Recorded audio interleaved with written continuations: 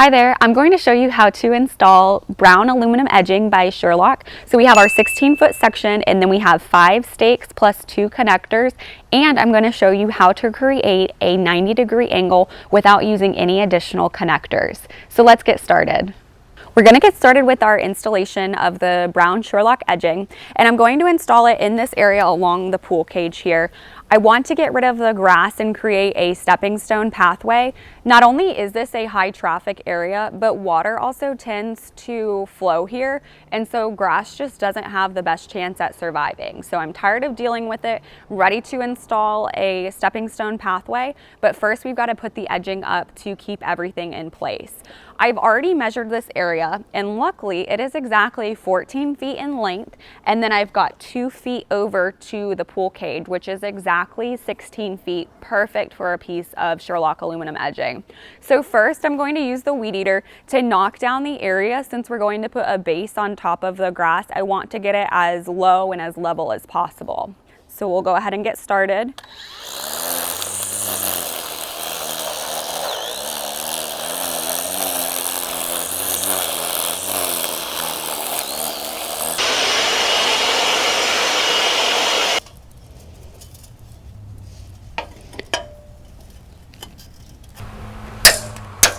Yay. Nice. So there we got that.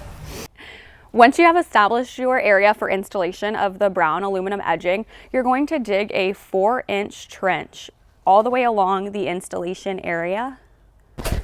Now I've already measured the area, so I know exactly where I need to be digging.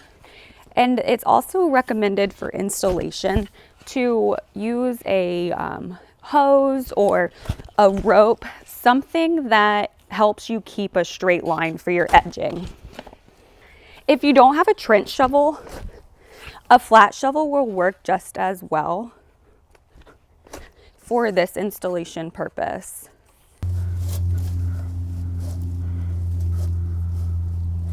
So now we're ready to install the brown aluminum edging, but I'm going to show you how to do the 90-degree corner first so that we can incorporate that when we put the edging into the ground and then stake it.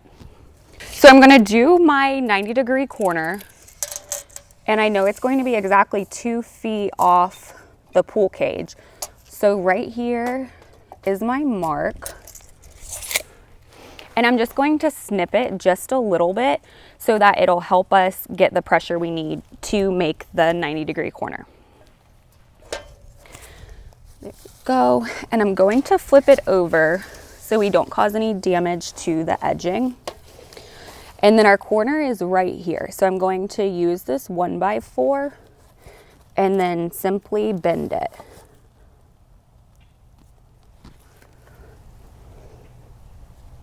And now that we've got it working, I'm going to use it without the 1x4 just to get that tighter corner that we're looking for on the 90-degree. There we go. Alrighty, that'll be perfect. And the reason why I don't want to use any extra connectors when I'm making a 90-degree angle like that is because when you mess with the integrity of the edging, we've got 16 feet to work with. So if you add in connectors, it doesn't give that crisp line that you're looking for in this edging. Okay, so now that we have our edging in place, I'm going to go ahead and put the stakes in the pockets, but only put the edging a little bit in the ground. So that way I can still make adjustments to the angle or the direction and the straightness as necessary.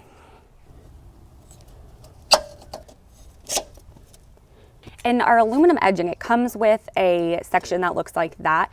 I cut that off because this is going to be the end of my edging section.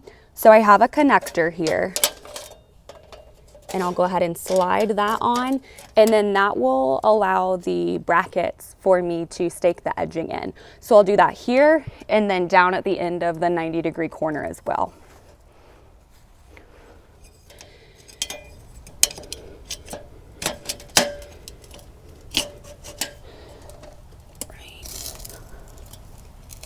And now that we have these stakes in the pockets, it's time to straighten out our area, and then we'll put the stakes into the ground permanently.